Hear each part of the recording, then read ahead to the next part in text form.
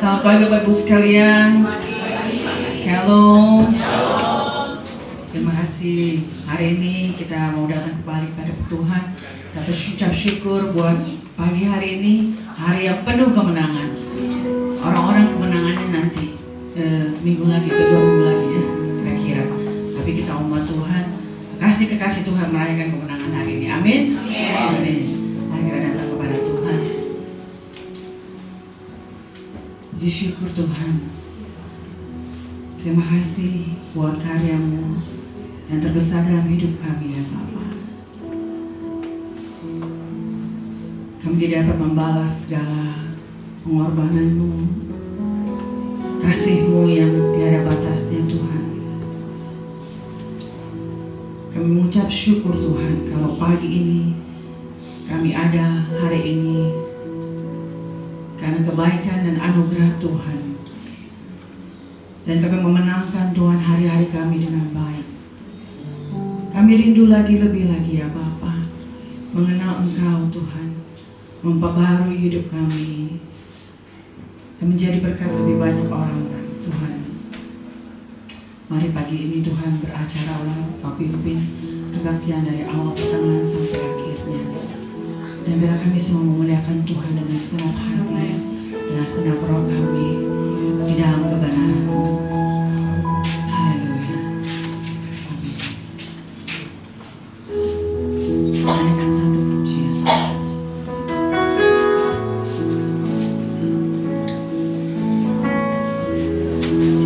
Mengucap syukur dari hati kami yang terdalam. Give thanks with a grateful heart. Give thanks to the Holy One. Give thanks because He's given Jesus Christ, His Son.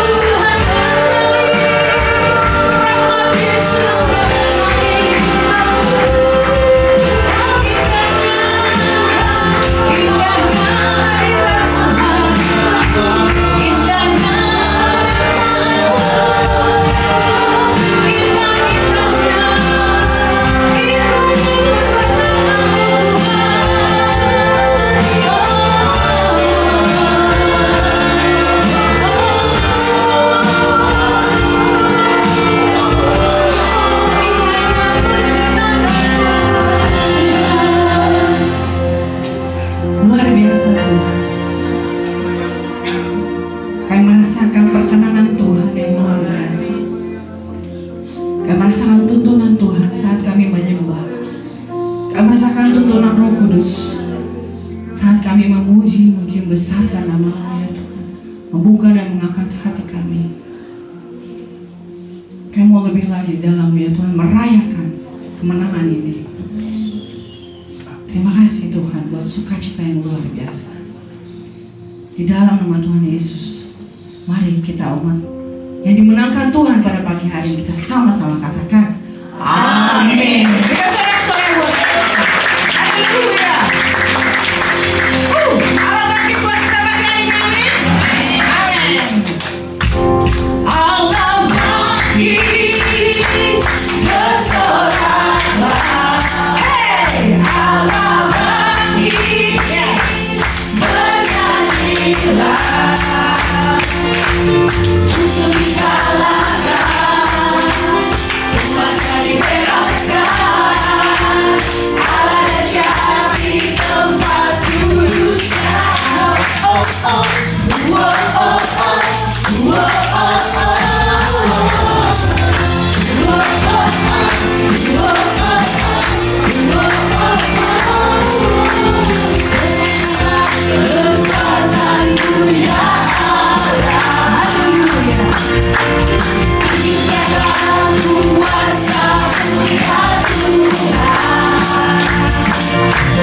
Serahkanlah Wisnu, amin.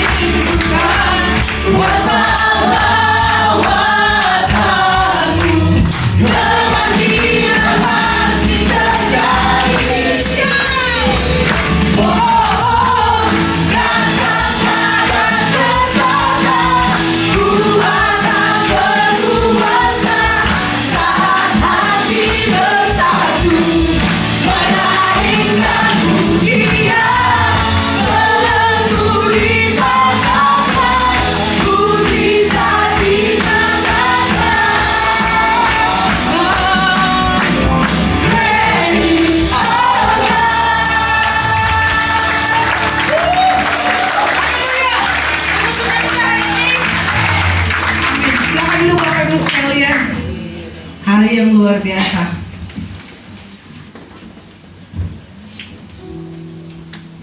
Tidak satu pun manusia yang sanggup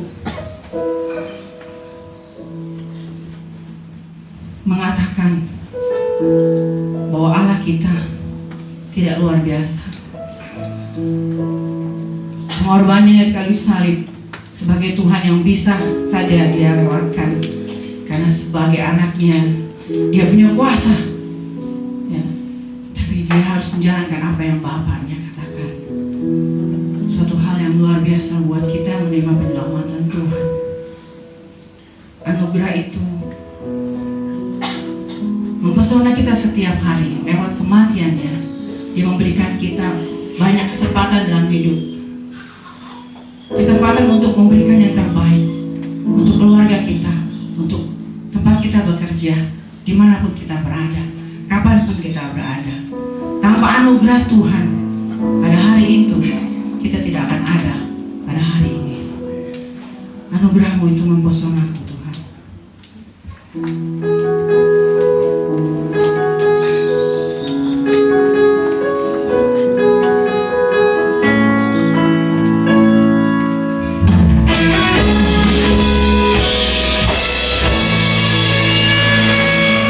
Tuhan, Kau sungguh besar,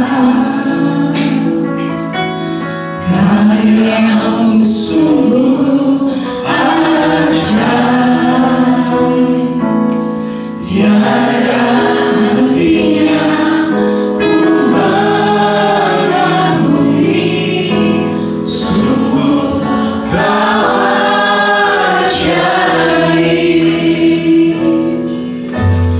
Tuhan, Kau sungguh besar, karya-Mu sungguh ajaib, tiada hentinya ku mengagumi, sungguh Kau ajaib.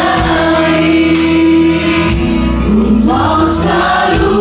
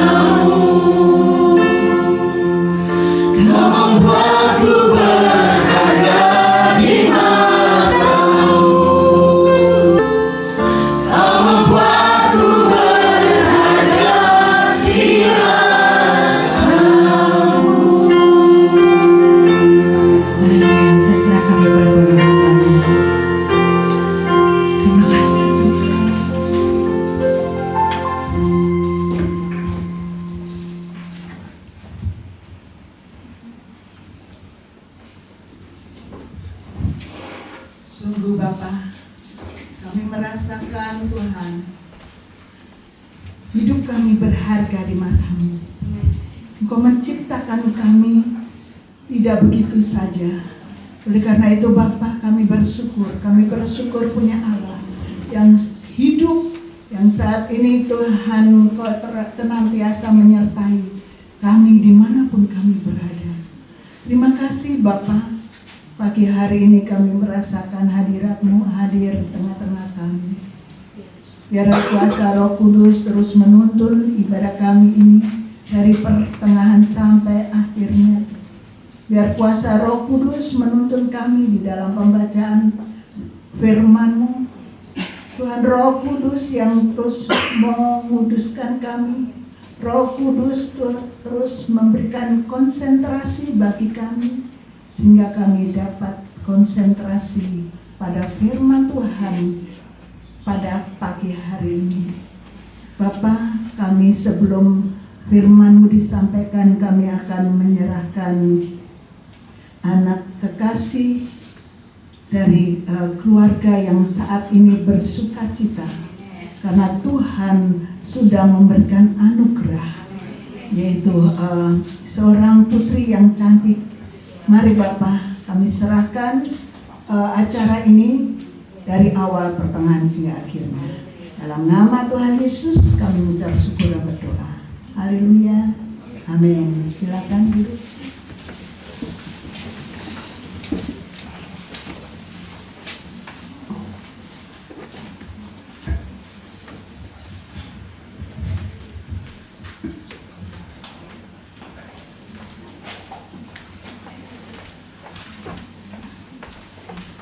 Shalom semuanya. Ya, puji Tuhan, pada kesempatan hari ini kita turut bersuka cita, turut berbahagia untuk berkat Tuhan yang begitu luar biasa buat keluarga dari Bapak Goklas Octavianus Haryanja dan nama ibu dengan Ibu Fani Dameria serta anak yang terkasih berkat Tuhan ya, yang luar biasa, yaitu yang bernama Audrey Priscilla Haryanja. Kami mohon untuk ke depan.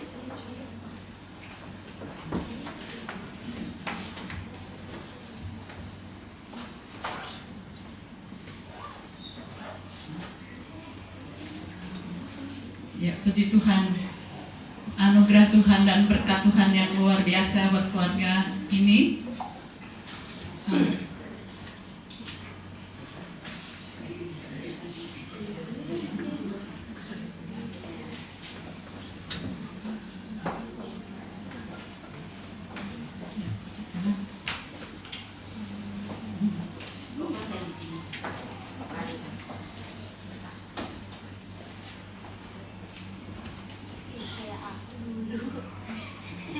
Ya, mari saudara-saudara sekalian, kita akan menyaksikan acara penyerahan anak yang akan dipimpin oleh Ibu Gembala kita.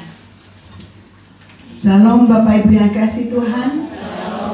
Di tengah-tengah kita saat ini Tuhan anugerahkan warga baru. Ya. Selamat datang Audrey Priscilla Haryanja di GBI Ethiopia. Akan menjadi murid sekolah minggu kemudian hari. Terima kasih Tuhan. Nah, hari ini kita akan menyaksikan bagaimana penyerahan anak yang akan kita lakukan pada pagi hari ini. Saya akan bertanya dulu kepada Bapak Goklas Octavianus Haryanja. Tentu anak ini merupakan berkat. Ya. Kemudian janji yang akan dibaca, yaitu janji kepada Tuhan adalah untuk apa? Tentu untuk membawa anak dekat dengan Tuhan. Oke. Demikian dengan Ibu Fani Dameria sebagai ibu yang saat ini selalu berada bersama dengan anak. Apa yang harus dilakukan?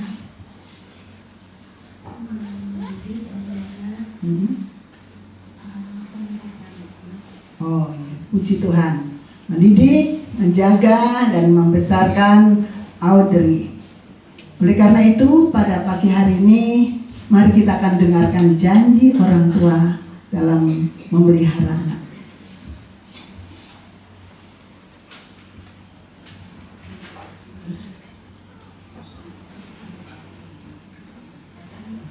Di hadapan Tuhan dan jemaat, kami sebagai orang tua mengambil komitmen bahwa anak kami, Audrey Priscilla Haryanja, mengenal dan percaya pada Tuhan Yesus, mengambil tanggung jawab untuk mengasihi, melindungi, dan mendidik anak kami sesuai dengan kebenaran firman Tuhan, menjaga anak saya dari pengaruh jahat termasuk media, pergaulan, lain-lain dapat merusak hidupnya, sehingga ia dapat memberikan hal yang baik dalam hidup. Puji Tuhan. Bagaimana Bapak Ibu Saudara? Amin dengan apa yang dikatakan? Amin. Dan mari terus doakan bahwa keluarga baru ini terus menjaga anaknya sesuai dengan janjinya. Ya, amin. Puji Tuhan.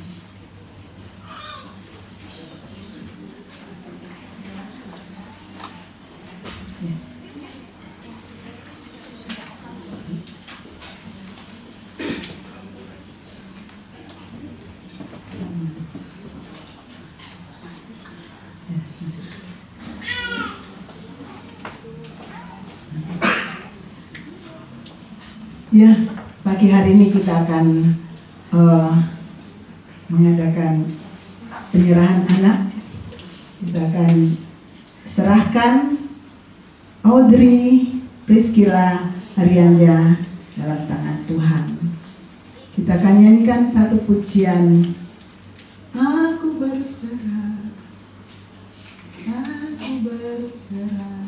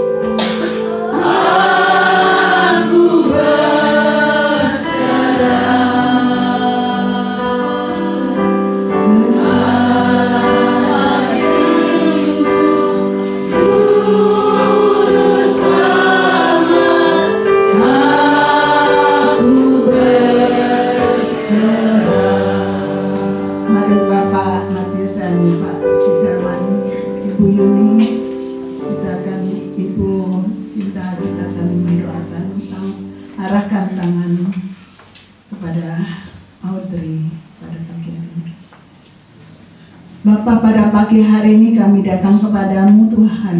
Kami mengucap syukur karena Tuhan sudah menganugerahkan putri yang cantik pada pagi hari ini. Dan Tuhan, para malaikat di surga pada saat ini bersuka cita. Dan Tuhan yang terus berkuasa atas Audrey, Tuhan memberikan kesehatan, memberikan kekuatan, memberikan hikmat dari surga, memampukan anak ini besar di dalam Engkau ya Bapa.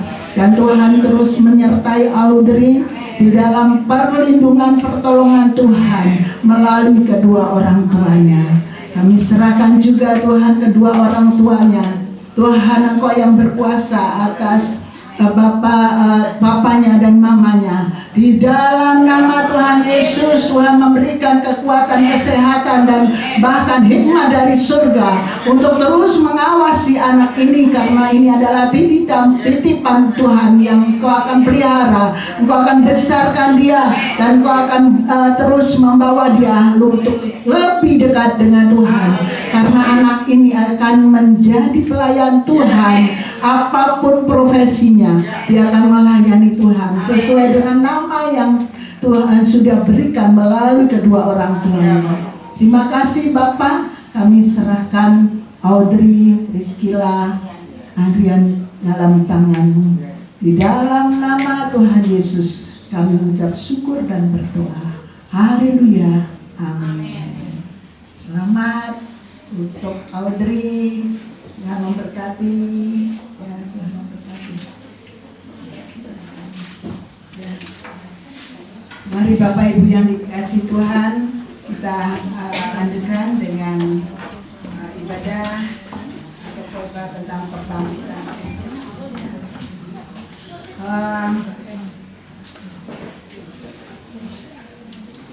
Banyak hal yang kita akan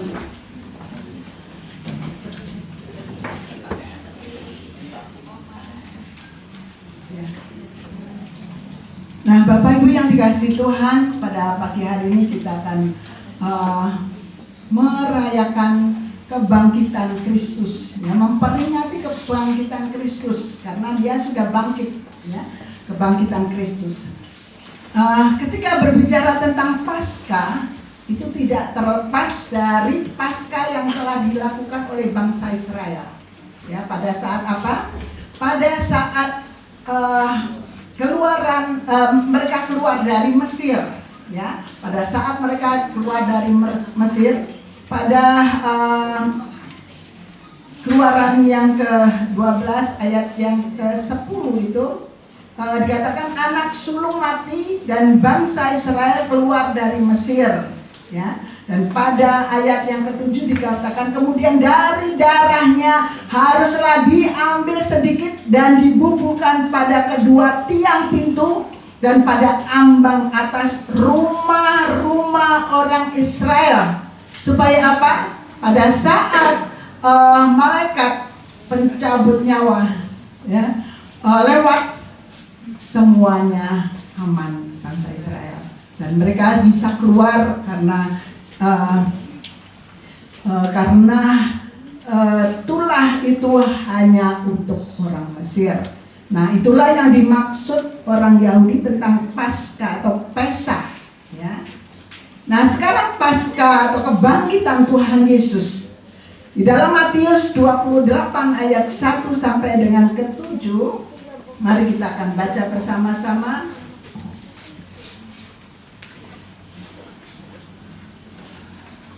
Matius 28 ayat yang pertama sampai dengan ke-7 kita akan baca bergantian.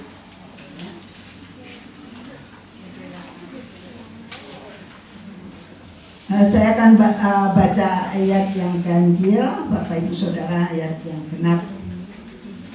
Setelah hari Sabat lewat menjelang menyingsingnya fajar, pada hari pertama minggu itu, pergilah Maria Magdalena dan Maria yang lain menengok kubur itu.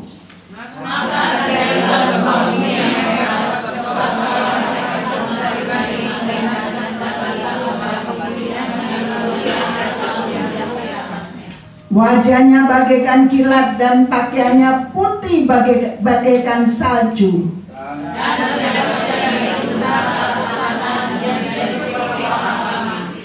Akan tetapi malaikat itu berkata kepada perempuan-perempuan itu, janganlah kamu takut, sebab aku tahu kamu mencari Yesus yang disalibkan itu.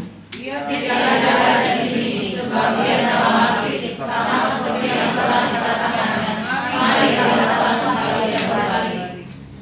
Dan segeralah pergi, katakanlah kepada murid-muridnya, karena yang datang perempuan semua, bahwa Ia telah bangkit dari antara orang mati. Ia mendahului kamu ke Galilea. Di sana kamu akan melihat Dia. Sesungguhnya aku telah mengatakannya kepadamu.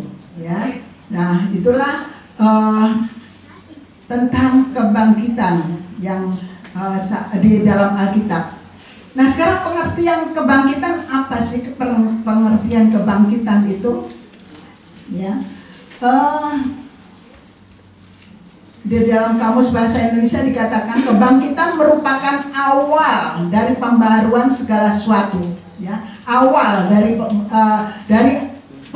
pembaruan segala sesuatu. Makanya dikatakan pagi-pagi sekali, ya, itu awal dari hari itu, ya. Untuk apa? Ya, pasti setelah kita bangkit, misalnya kita sudah duduk kemudian bangkit, pasti akan melakukan segala sesuatu.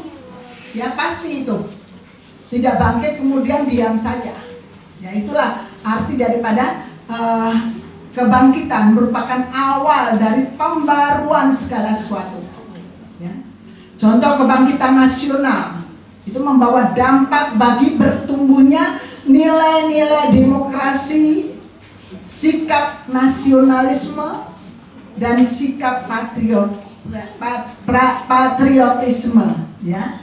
Nah, itu pada saat kebangkitan nasional. Bagaimana dengan kebangkitan Tuhan Yesus? Kalau dikatakan kebangkitan merupakan awal dari pembaharuan segala sesuatu. Nah, ini terjadi pada saat kebangkitan Tuhan Yesus. Dikatakan tadi setelah hari Sabat lewat, menjelang menyingsingnya fajar pada pagi hari pertama minggu itu. Nah, itu. Jadi Tuhan Yesus bangkit pada pagi-pagi hari, ya, sebelum fajar, dikatakan menjelang menyingsingnya fajar, menjelang menyingsingnya fajar. Kemudian kita akan sebelumnya mari kita lihat dulu apa sih, kita akan melihat sejenak film tentang kebangkitan Tuhan Yesus sampai Tuhan Yesus bertemu dengan Maria. Mari. Ini terjadi supaya Alkitab digenapi.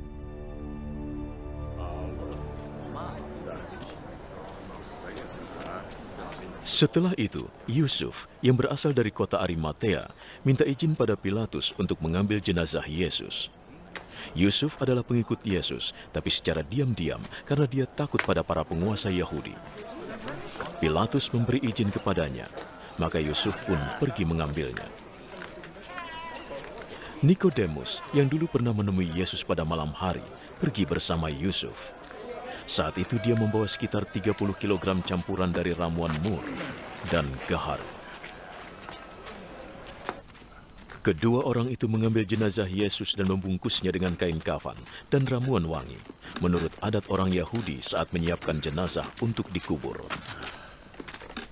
Di tempat Yesus disalibkan, ada sebuah taman, dan di dalamnya ada makam yang masih baru yang belum pernah dipakai untuk mengubur. Karena hari Sabat sudah dekat, dan karena makam itu tidak jauh, mereka meletakkan jenazah Yesus di sana. Pada hari Minggu pagi, sewaktu masih gelap, Maria Magdalena pergi ke makam dan melihat batu penutupnya sudah digeser dari makam. Ia berlari mencari Simon Petrus dan murid lainnya yang dikasihi Yesus.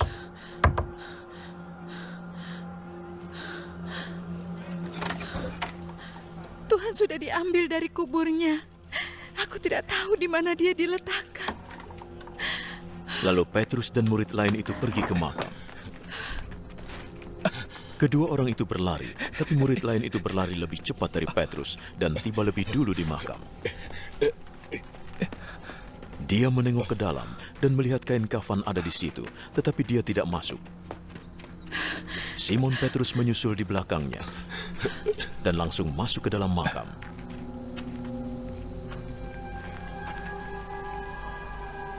Ia melihat kain kafan terletak di situ, juga kain yang menutupi kepala Yesus.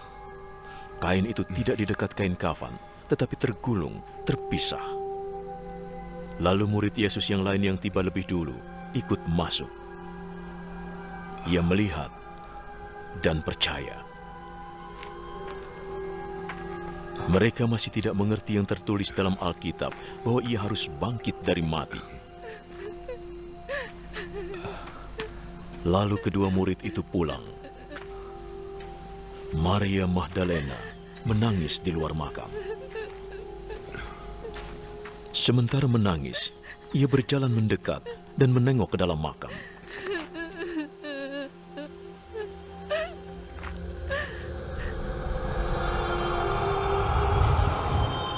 Ia melihat dua malaikat di sana, berpakaian putih, duduk di bekas tempat jenazah Yesus. Satu di bagian kepala, satu di bagian kaki. "Ibu, mengapa engkau menangis?" mereka bertanya. Mereka mengambil jenazah Tuhanku. Aku tidak tahu di mana mereka meletakkannya. Ia menengok ke belakang dan melihat Yesus berdiri di situ. Tapi dia tidak tahu bahwa itu Yesus. Mengapa engkau menangis? Engkau sedang mencari siapa? Ia mengira itu tukang kebun. Jadi ia berkata, Jika engkau memindahkannya, di mana engkau meletakkannya, aku akan mengambilnya.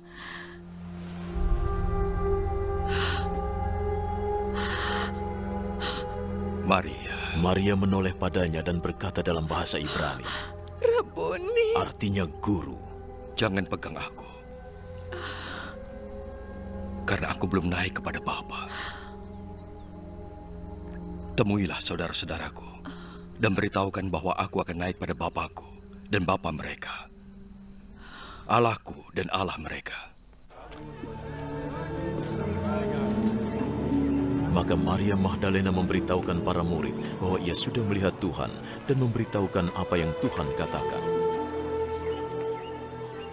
Pada hari Minggu itu juga, ketika sudah malam, para murid berkumpul di sebuah rumah yang terkunci. Karena mereka takut pada para penguasa itu. Ya. Nah, Bapak Ibu yang dikasihi Tuhan, pada pagi-pagi hari itu yang ditemui oleh Tuhan Yesus adalah seorang wanita. Yang kedua, gambar yang kedua, terjadi gempa bumi di pagi hari. Ya, kenapa terjadi gempa bumi di pagi hari? Kita akan melihat gambar daripada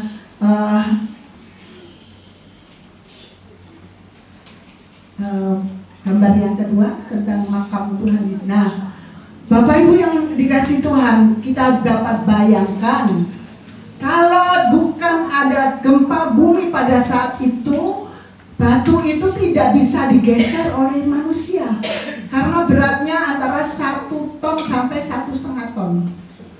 Ya, itu berat sekali. Manusia tidak bisa menggeser. Dan saat itu Tuhan memakai alam untuk menggeser itu. Ya, sehingga pada saat pagi-pagi itu terjadi gempa. Kemudian tadi dikatakan bahwa Tuhan bertemu dengan Maria Magdalena. Dan kemudian selanjutnya ada satu lagi, ya, sebenarnya murid Tuhan Yesus, tetapi dia tidak mau dengan terus terang, karena dia adalah seorang tokoh pada saat itu, yaitu Yusuf Arimatea, ya. Karena kubur atau makam ini adalah milik Yusuf Arimatea yang diberikan kepada Tuhan Yesus. Kenapa dia care sekali kepada Tuhan Yesus? Karena sebenarnya dia adalah seorang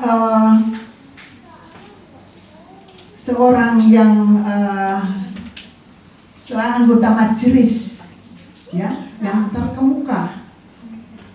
Dia juga menantikan kedatangan Tuhan Yesus, dan dia juga sebenarnya tidak setuju atas penghukuman Tuhan Yesus. Tetapi pada saat itu apa mau dikata? Tetapi dia mau mengambil mayat daripada Tuhan Yesus untuk apa? Untuk dimakamkan di makam dia, ya. Karena apa? Zaman dulu kalau orang yang disalib, nah sudah mati, itu akan dibuang di kebun, biar dimakan burung-burung besar. Nah itu, ya.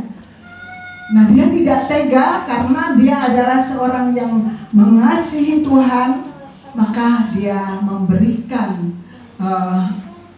makamnya itu kepada Tuhan Yesus. Dan dia juga sudah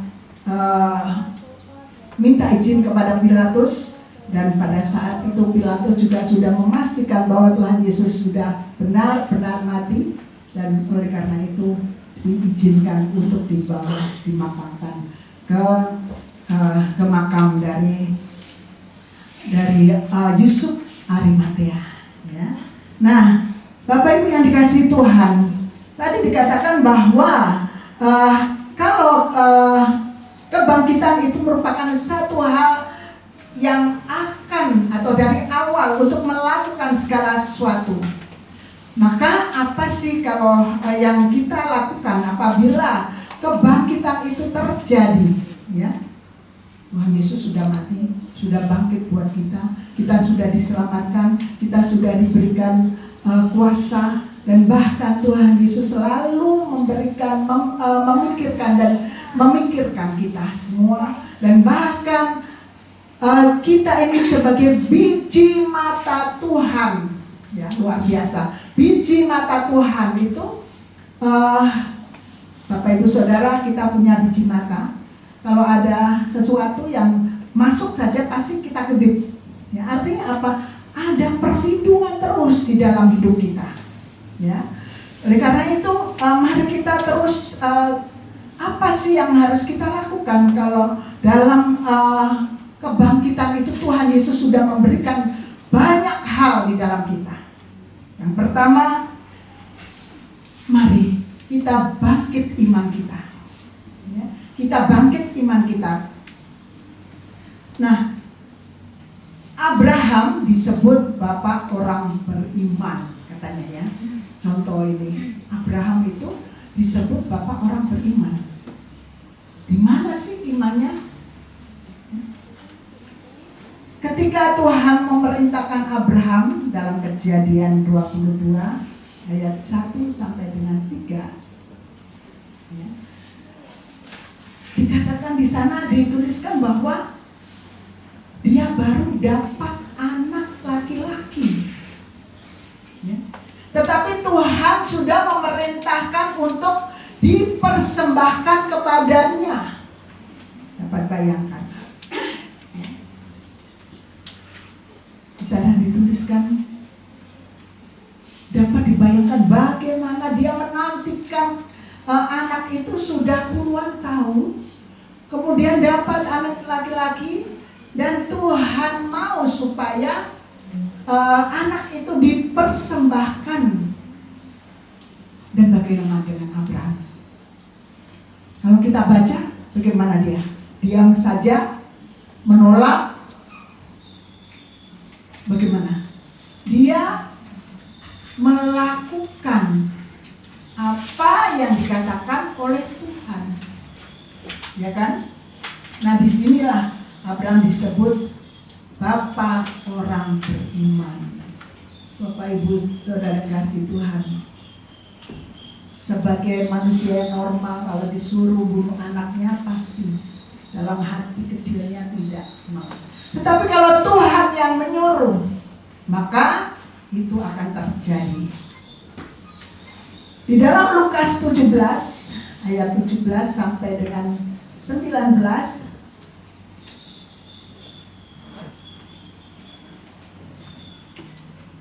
sekarang Lukas 17 ayat 17 sampai 19.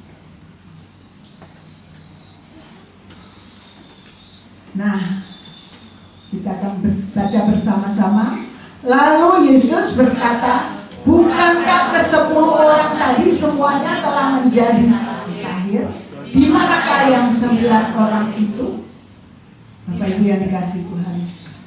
Kemudian yang ayat yang 18, tidak adakah di antara mereka yang kembali untuk memuliakan Allah selain daripada orang asing ini? Ya, 19. Lalu ia berkata kepada orang itu, apa? Berdirilah dan pergilah. Amin. Imanmu telah menyelamatkan engkau. Bapak Ibu Saudara yang dikasihi Tuhan, ini adalah peristiwa 10 orang kusta yang datang kepada Tuhan. Ya, 10 orang kusta yang datang kepada Tuhan. Mereka minta apa? Minta kesembuhan. Kemudian Tuhan sembuhkan enggak? Sembuhkan. Yang disembuhkan Tuhan 1 apa 10? 10 orang itu sembuh semua. Tetapi yang datang memuliakan Tuhan hanya 1. Nah itu. Yang 9 itu imannya bagaimana? Ya, hanya satu yang imannya kuat dan teguh, dia memuliakan Tuhan. Dia kembali kepada Tuhan, mengucap syukur kepada Tuhan. Orang asing dikatakan, ya, orang asing. Di mana yang 9 kata Tuhan? Nah, oleh karena itu iman Abraham, kemudian iman daripada orang asing yang dikatakan Tuhan tadi yang kembali karena dia sudah merasa disebutkan, dia memuliakan nama Tuhan. Itu adalah iman yang sudah bangkit. Ya. Nah, bagaimana dengan iman kita? Apakah iman kita sudah bangkit? Bapak Ibu yang dikasih Tuhan, saya pernah tanya kepada seorang yang mengatakan, aduh Bu, tadi firman Tuhan tadi bagus loh. Bagus, oh iya. Terus, iya bagus untuk anak saya. Ini benar. Ini benar terjadi. Ini bagus untuk anak saya. Sayang dia nggak mau ke gereja. Terus saya tanya, terus ibu dapat apa? Enggak dapat. Ya ampun. Ibu, banyak berkat-berkat yang Tuhan sudah berikan. Dijelaskan apa kalau kita dekat dengan Tuhan, apa yang diberikan kepada kita itu adalah berkat-berkat Tuhan buat kita. Jadi kita harus kita juga harus tahu kalau iman kita masih lemah. Saat ini misalnya ada, waduh, Busir kok tahu sih imanku lemah saat ini? Saya nggak tahu, tapi Tuhan yang tahu. Oleh karena itu bangkit. Ya, dibangkitkan sendiri, bukan harus saya membangkitkan atau orang lain yang membangkitkan, tapi diri kita yang membangkitkan iman kita. Ya, supaya apa? Supaya iman kita teguh dan memuliakan Tuhan. Bapak Ibu yang dikasih Tuhan, kalau orang sakit minta sembuh, ya itu memang ya Tuhan memang memberikan kesembuhan. Ya.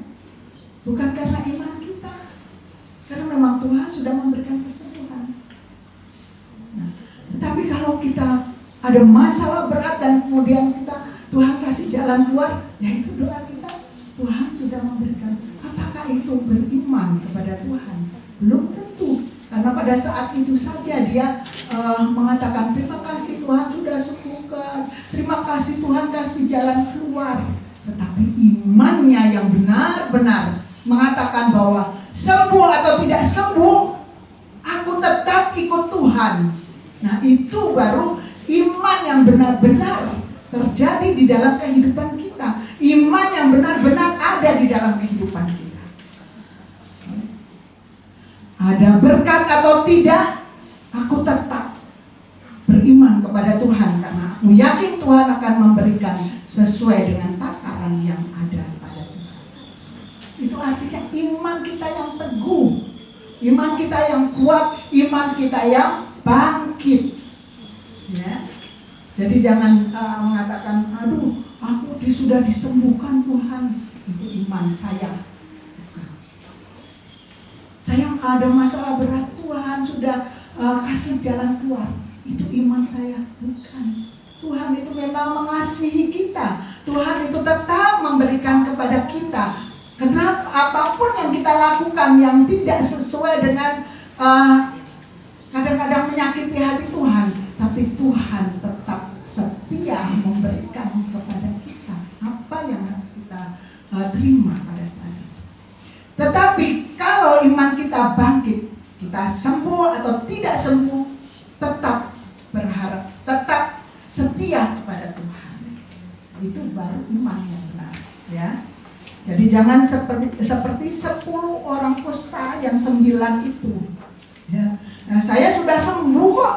Ya sudah, itu karena iman saya sudah sembuh. Mau apa saya terserah saya. Gitu. Tetapi yang satu tidak. Saya sembuh, saya pasti datang lagi memuliakan Dia. Saya akan memberitahukan juga kepada Yesus bahwa Tuhan sudah menyembuhkan saya. Itu yang satu. Orang asing kata Tuhan. Yang kedua yaitu kebangkitan tentang pujian. Di dalam Mazmur 150 ayat 1 sampai 6.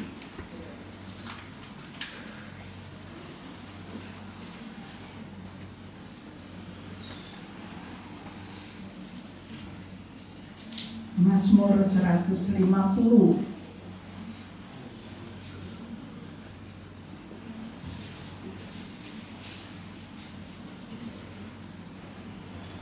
ayat 1 sampai dengan 6. Demikian firman Tuhan. Saya akan bacakan. Haleluya, pujilah Allah dalam tempat kudusnya. Pujilah dia dalam cakrawalannya yang kuat. Pujilah dia karena segala keperkasaannya. Pujilah dia sesuai dengan kebesarannya yang hebat. Pujilah dia dengan tiupan sangkakala. Pujilah dia dengan gambus dan kecapi.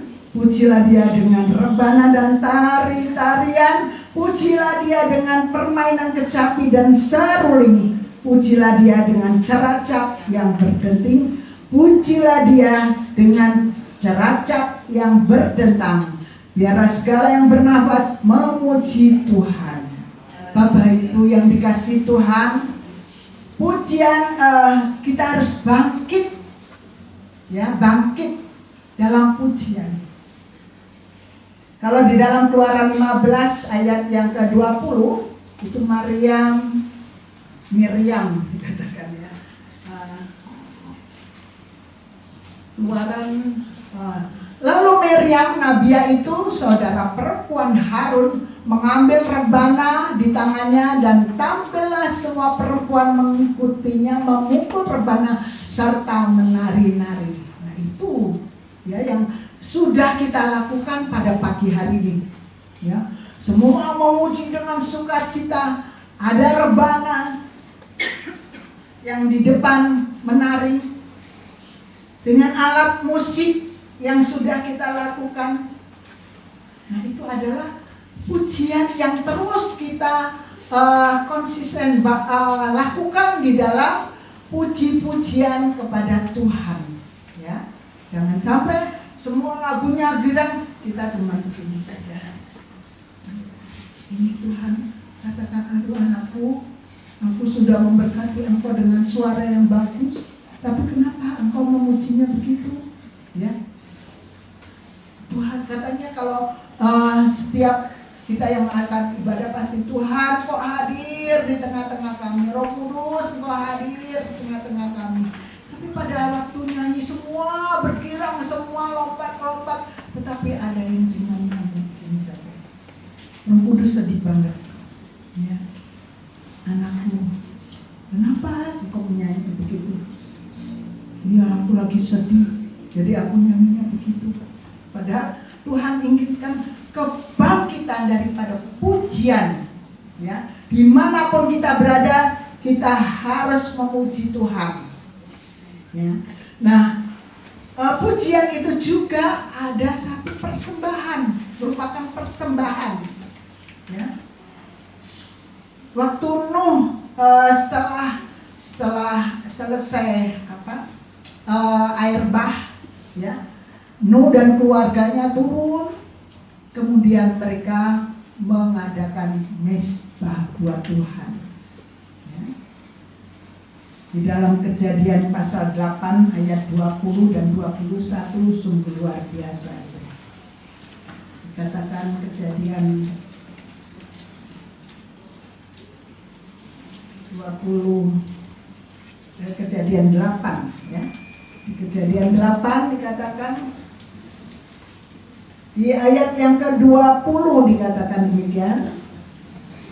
Lalu Nuh mendirikan mezbah bagi Tuhan dari segala binatang yang tidak haram dan dari segala burung yang tidak haram, diambilnya beberapa ekor, lalu ia mempersembahkan korban bakaran di atas mezbah itu. Ayat 21. Ketika Tuhan mencium persembahan yang harum itu, berfirmanlah Tuhan dalam hatinya, aku akan mengutuk bumi ini lagi karena manusia, sekalipun yang ditimbulkan hatinya adalah jahat dari sejak kecilnya. Dan aku takkan membinasakan lagi segala yang hidup seperti yang telah kulakukan. Ya. Jadi itu setelah mencium harumnya persembahan dari Nuh, maka janji Tuhan tidak akan membinasakan lagi segala yang hidup seperti yang pernah dilakukan. Sungguh luar biasa. Oleh karena itu kebangkitan pujian itu perlu, ya, kebangkitan pujian itu perlu, dan bahkan dikatakan bahwa melalui pujian itu dikatakan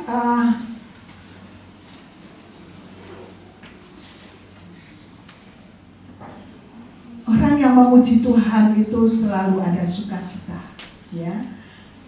Di dalam Raja Daud menuliskan bahwa memuji dan bersyukur kepada Tuhan di setiap waktu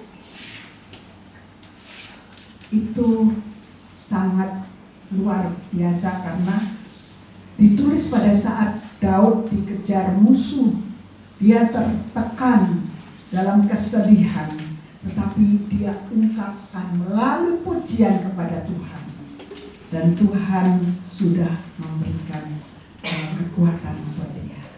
Ya. Kemudian apalagi jadi janji dari saat sekarang, ya, minggu depan kita nyanyinya dengan sungguh-sungguh, dengan semangat, ya, dengan sukacita, dengan hati yang terangkat. Ya, beda loh kalau kita nyanyikan peganglah tanganku Roh Kudus. Tadi di dapur udah dimatiin belum ya? Setiap hari udah. Oh ya, tadi anak udah kasih makan belum ya? Nah itu beda. Ya, kalau kita nyanyi peganglah tanganku Roh Kudus, tapi pada saat itu kita membayangkan tangan kita dipegang oleh Roh Kudus. Ya, pegang setiap hari Tuhan. Itu lagu begitu saja bisa nangis, ya, bisa dijamah oleh Tuhan, bisa merasakan jamahan Tuhan, karena konsentrasi kita kepada pujian itu. Ya. Oleh karena itu terus konsentrasi pada pujian. Kita tahu bahwa pada saat kita berangkat ke rumah, dari rumah itu kita sudah lihat semuanya beres, dan kita akan terus katakan Tuhan, malaikatmu yang memagari rumahku aman dalam perlindungan Tuhan, pasti aman, ya.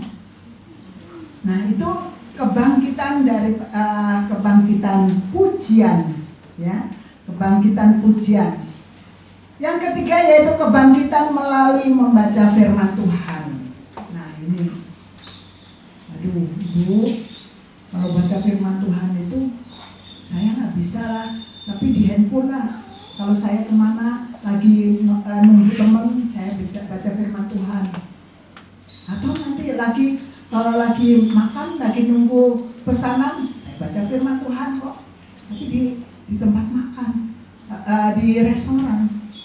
Tapi di halte saat nunggu, ini nggak konsentrasi, karena seringkali busnya udah datang belum, mobilnya udah datang belum, yang jemput udah datang belum, nggak konsentrasi. Ya. Jadi kebangkitan melalui membaca firman Tuhan itu akan membuat hadirat kita, hadirat Tuhan itu dalam hidup kita. Ya. Itu sehingga kita merasakan sukacita. Membaca firman Tuhan harus menemukan pemahaman yang benar, ya. Artinya saat mempelajari firman Tuhan, ya memang berat awalnya. Tapi kalau kita terus, apa sih Tuhan artinya? Ya. Kalau membaca firman Tuhan sekilas-sekilas saja,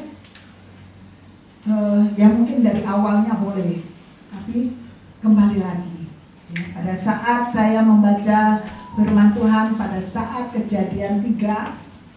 Nah itu saya banyak dapat memperoleh sesuatu. Misalnya pohon ara, ya, pohon ara. Kalau orang-orang Muslim itu mengatakan bahwa itu pohon surga. Dari mana dikatakan pohon surga? Nah setelah saya membaca di dalam Kejadian 3, itu ada pada saat kejatuhan manusia dan pada saat mereka tahu bahwa mereka telanjang, kemudian Adam mengambil daun ara. Ya. Daun ara di sana masih gede-gede, bukan kecil-kecil. Ya. Daun ara di sana besar-besar dan disematkan ke tubuh mereka. Nah itu benar adanya. Ya, jadi di Taman Eden itu ada pohon ara. Nah, kemudian juga kita bisa melihat bagaimana sih, saya berpikir ini, bagaimana di dalam Taman Eden itu kan bersih semua, ya, dari iblis sudah dikeluarkan ke bumi. Kemudian kenapa kok bisa ular itu bisa ngomong, ya, seperti apa, dibolak-balikan supaya Hawa itu berpikir lagi dan mendengar apa yang dikatakan ular itu. Nah, itu kita akan pikir kenapa? Ya, karena memang ular itu, iblis itu tidak akan masuk ke daerah yang kita sudah lakukan. Tapi kalau pikiran kita ada celah, nah itu, kalau pikiran kita ada celah, maka disitulah iblis terus bergaya, ya, terus mulai dengan apa yang ada, terus. Kalau kita teruskan, nah terus, misalnya seorang yang kemarin atau hari Sabtu di kantor dapat teguran misalnya. Nah kemudian sudah pikiran itu sampai di gereja, karena pikiran kita lengah ataupun ada celah, maka iblis bilang, bagaimana kamu bisa konsentrasi sama firman Tuhan? Kemarin kamu habis diomelin sama bos kamu. Waduh, terus mulai ya. Nah, kalau kita nggak tutup dalam nama Tuhan Yesus, aku lepaskan, engkau keluar dari pikiranku, iblis keluar dari pikiranku. Kalau kita nggak keluarkan, maka terus dia. Nah, terus kita juga bilang, iya ya, padahal saya nggak salah loh. Saya nggak salah kemarin. Aduh, bagaimana ini? Besok harus diselesaikan dan sebagainya. Ya, oleh karena itu, kalau mau baca firman Tuhan, kita benar-benar merasakan dan kita renungkan firman Tuhan itu apa yang terjadi, ya. Jangan juga menafsirkan firman Tuhan sesuka hati. Mari kita baca dari Amsal 29 ayat yang ke-15.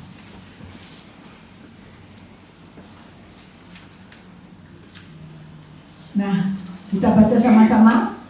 Tongkat dan teguran mendatangkan hikmat, tetapi anak yang dibiarkan mempermalukan ibunya. Karena ada tongkat, ya. Kemudian bapak-bapak, ibu-ibu cari tongkat. Untuk apa? Kalau anak nakal, maka harus dipukul pakai tongkat. Karena membacanya menafsirkannya salah sesuka kita. Iya bu, orang di kitab ditulis kok, tongkat dan teguran mendatangkan hikmat, tetapi anak yang dibiarkan mempermalukan ibunya. Kan tongkat bu. Jadi di rumah ada tongkat bu. Saya ada tongkat. Untuk apa? Saya pernah ke rumah murid saya dulu guru BP. Kalau ada anak yang tidak masuk sekolah, saya ke rumahnya. Sampai di sana mamanya bilang, Bu, aduh kalau ibu kalau papanya tahu ibu kesini, terus ibu bilang anak saya nggak sekolah, tuh Bu, ada tongkat, benar tongkat memang, ya, ada kayu sebesar ini. Untuk apa itu? Untuk mukul anaknya. Nah, itu salah tafsir. Ya. Itu, waduh, ya udah saya begitu selesai ya saya langsung pulang, saya langsung balik ke sekolah karena pada saat itu kalau sampai papanya datang dan anaknya saya laporkan bahwa anaknya nggak sekolah, ya pasti habis itu. Nah itu. Nah, mari kita baca lagi di dalam 1 Korintus 9 ayat 27. Jadi jangan salah ya menafsirkan firman Tuhan. 1 Korintus 9 ayat 27. Nah, kita baca sama-sama. Tetapi aku melatih tubuhku dan menguasainya seluruhnya, supaya sesudah memberitakan Injil kepada orang lain, jangan. Nah, kita harus melatih. Kan kalau olahraga kan olahraga bisa tiap hari olahraga, ya. Itu melatih tubuh kita. Ya. Tetapi apa dikatakan? Untuk bisa jangan sampai kita ditolak ya, dalam memberitakan Injil, maka kita harus disiplin membaca firman Tuhan. Ya, disiplin. Nah ini, saya sudah disiplin Bu. Tiap hari baca. Ya, udah baca aja. Yang penting kan baca. Ya, tapi begitu ada masalah, nggak bisa menyelesaikan. Kenapa? Ya kan saya baca firman Tuhan, tetapi apa yang diperoleh dari situ? Ya. Jadi kita terus belajar membaca firman Tuhan. Sekarang banyak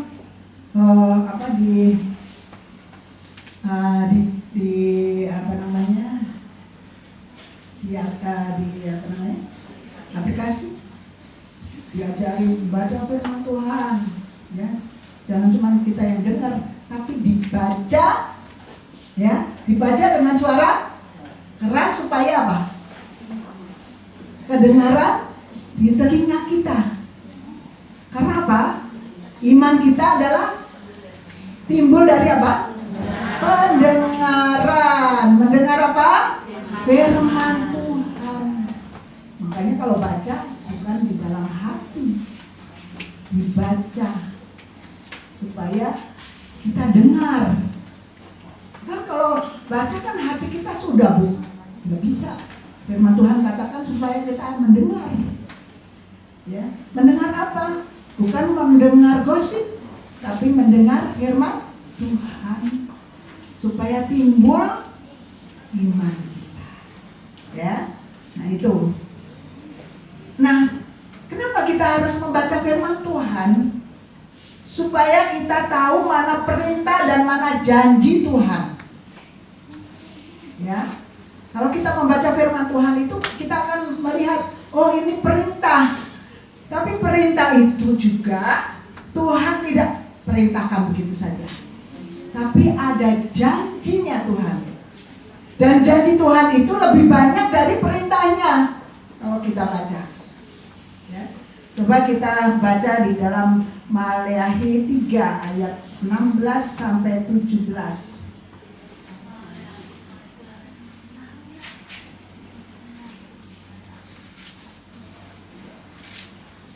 Maleakhi pasal 3 ayat yang ke-16 sampai 17. Demikian firman Tuhan, beginilah berbicara satu sama lain orang-orang yang takut akan Tuhan. Tuhan memperhatikan dan mendengarnya. Sebuah kitab peringatan ditulis di hadapannya. Bagi orang-orang yang takut akan Tuhan dan bagi orang-orang yang menghormati namanya. Ya. Ini beritakan Tuhan memperhatikan ya.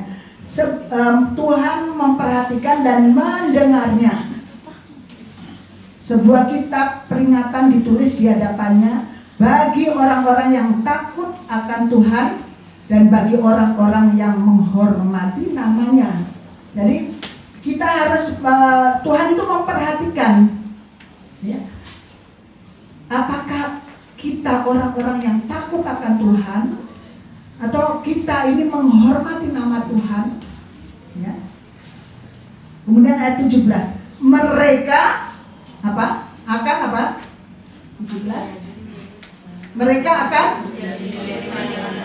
ya kesayanganku sendiri, kata Tuhan.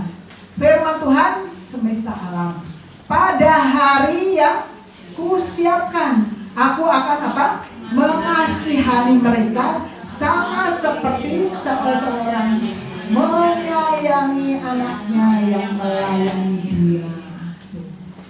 Itu janji Tuhan ya.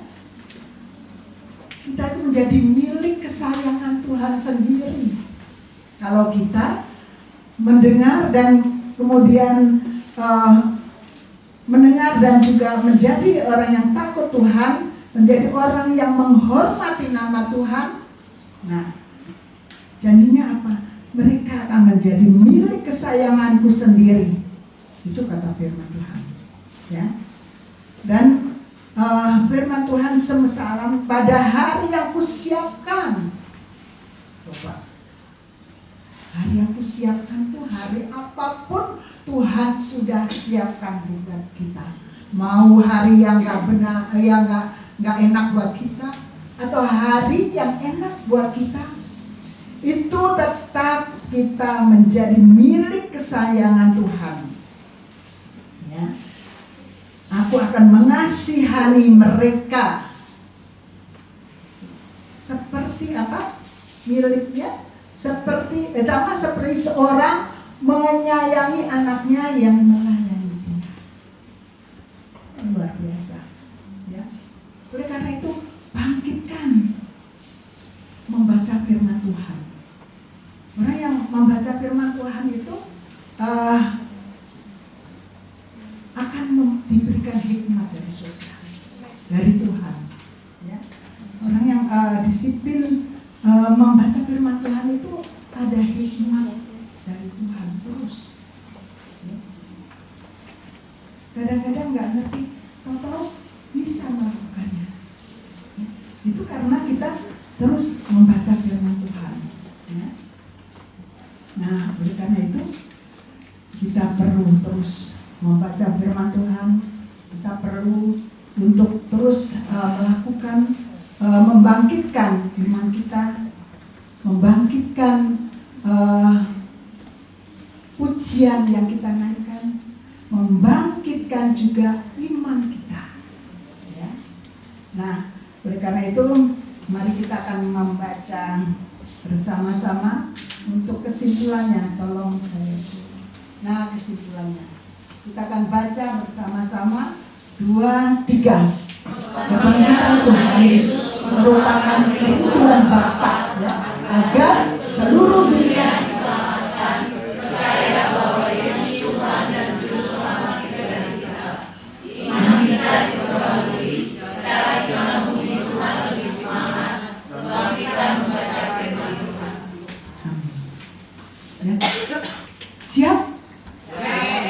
Siap memperbarui diri kita. Saya juga tetap, ya, saya belum sempurna. Saya juga tetap harus terus. Nah ini terus biar kuat kita, supaya kita berhasil, maka kita motivasi diri sendiri. Ya, ayo kamu harus pagi nih bangun, cepat bangun, ya. Karena nanti siap untuk ikut doa, cepat bangun, harus bangun.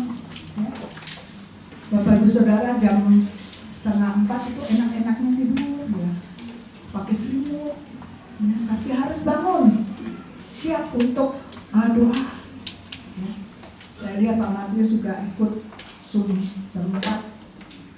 Iman kita diperbaharui terus, ya. Jangan punya iman yang tinggi. Dan mari kita terus memuji Tuhan dengan semangat, ya, dan bangkitkan juga untuk membaca firman. Mari kita datang